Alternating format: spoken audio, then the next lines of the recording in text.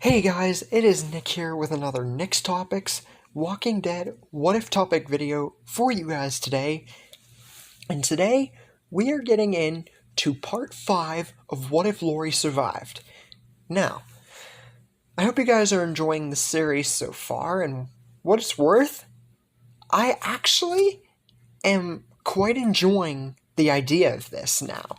At first, if you guys couldn't already tell, if you watched my update on Next Topic and like the first few parts for a bit of synopsis, I never thought that Lori surviving would have gone anywhere, mainly because I didn't have much respect for the character.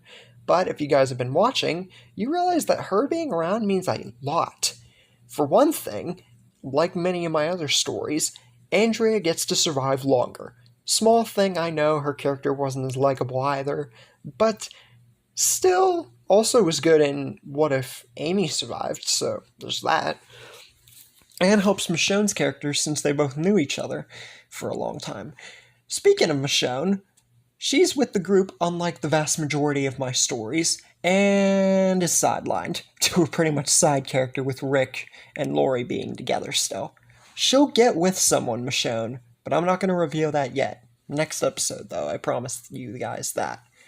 Anyways, the biggest thing out of all of this so far is the recap of last episode. Why is that so important for those of you who possibly didn't watch it?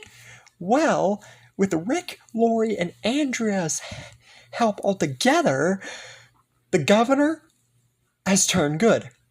Yes, I know, it's surprising because I've never really done something like this. I did say what if the governor agreed with Rick's offer to join him at the prison, but that ultimately I don't think would have went anywhere at the time. And this time, with extra people talking to him, he's actually turned good. But he's still kinda crazy-ish. He has a better sense of himself now. Let's just leave it at that. Especially with Lily there. And he is going, with him being alive still, and pretty much his entire family, or, new family, that means that the group, Rick's group, and theirs, this is a big, big group. Like, possibly bigger than any other group that I've possibly conjured up in any story. And that's saying something. Well, at least at this part of the story, because it's going to get even bigger from here on out, obviously. Anyways, since the prison fight really didn't happen outside of a tank blowing up a watchtower, the group altogether goes for Terminus. And Carol, I feel, she heard the explosion of the tank and everything blowing up the watchtower, so I feel like with everybody's on their way to Terminus, I feel that Carol and them would meet up at one point or another, or at least one of the people of the major big group would see her, and she would be allowed to come back, because Rick and everybody else is much, much nicer with their character development since Lori lived. I know. Shock. Anyways, on their way to Terminus also, like I stated, they would meet up with Abraham, Rosita, and Eugene, and basically say, Eugene knows the cure, blah, blah, blah. We know he's not actually telling the truth on that. But, yeah, it's pretty much where the story is at. Now, to recap the important part of last episode, Terminus. How's that gonna go with the much bigger group? Well, that's what today's episode is going to bring. So, the big group altogether arrives at Terminus, no one captured, yet. And I don't think that's going to happen. You'll see why soon. Anyways, the big group goes to the center of Terminus and meets up with Gareth and all the other cannibals, or people, if you want to stick to what Rick and the group know of them at this point. Anyways, the encounter is surprisingly much, much calmer. Why is that, you might ask? Well, true, Rick did kill Shane, and that changed him forever, but Lori is still alive, and a bunch of the group is. So his character development is much, much more laid back. So he's not going to hide any guns or anything like he did in the main story. So this, honestly, he thinks it's pretty chill place. Everything seems to be going okay. A little bit sketchy because of the layout and everything, but everything seems to be going okay. But there's a thing. The governor is there. And true, he has aligned himself with Rick. I'm not going to go full on and say that he's become, like, a truly good person like he was before. Because he was still kind of bad before he lost his daughter. Or zombified daughter, mind you. But at any rate, he's still sketchy at this place. He's more sketchy than anyone else in the place, mostly. And suffice it to say, he picks up what everything's going down, pretty much. He knows what's happening, basically. He doesn't suspect truly that Gareth and the others are cannibals, but he knows something ain't right. He pulls out his gun to show that he means business, and for them to start explaining. This changes the tune of Gareth and the cannibals quickly, because Gareth now knows that everyone seems to be, like, somewhat trusting of this place and not really suspecting them at all. But then this guy with the eye patch shows up, is about to spoil everything. They can't have that. So he decides to go about the plan like he did in the original and try and get everybody into the train cars, chop them up and eat them. But that doesn't really go too well because, for one thing, the governor doesn't allow him the courtesy to do that because Gareth dies to the governor flat out.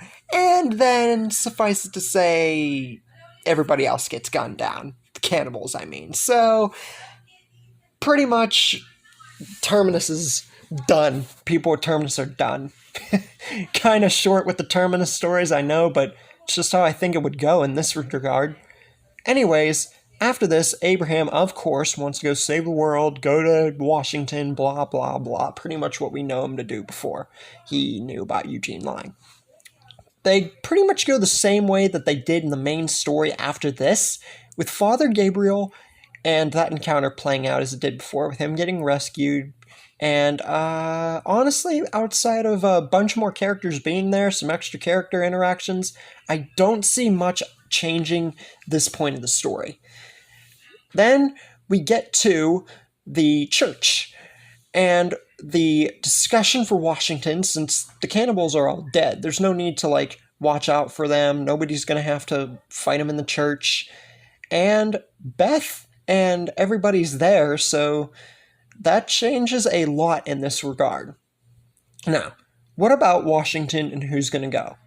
Well, even though there is no one missing, I do feel that Rick still would be stuck up on nobody wanting to get, like, split up. And I feel that Lori and several others would back him up on this. Lori especially. Because they just got a bigger group. They don't want to mess that up. So, honestly, I can honestly maybe think that the same group that tried to go to Washington, like Tara, Eugene, Abraham, Rosita, Maggie, Glenn, I still feel that that group would be the same outside of maybe some others, but I don't really see much changing this point in the story either. Couldn't really think of something that would really make the scene matter more than it did, so it's roughly the same outcome as a whole. And as for the hospital scene and that arc, because of everyone being in the group and everything, no one being split off, as I've said, this arc wouldn't even happen. And that's pretty much been the outcome of several of my stories, or several stories that had this kind of arc in it, but it's honestly just how it would go because of what's happened. So then we flash to the scene where we see everyone walking down the road near the end of Season 5, and yeah, I pretty much don't see much changing out of who would be in the group, but there is a lot of survivors since the prison arc and everything changed, like, dramatically. For one thing, we see Daryl being around Beth, and like in my What If Amy Survived and stuff, and some of my other stories. Lori obviously being alive, Andrea being alive, Herschel, Lizzie, or Mika, I mean. I almost called her Lizzie. Kind of get the names mixed up there. Lily obviously being alive, Bob, Tyrese, Mitch, the governor's right-hand man pretty much, and the governor rocking a beard like he did at the beginning of Season 4, or kind of at the beginning of Season 4, because I feel that that would be him in that regard.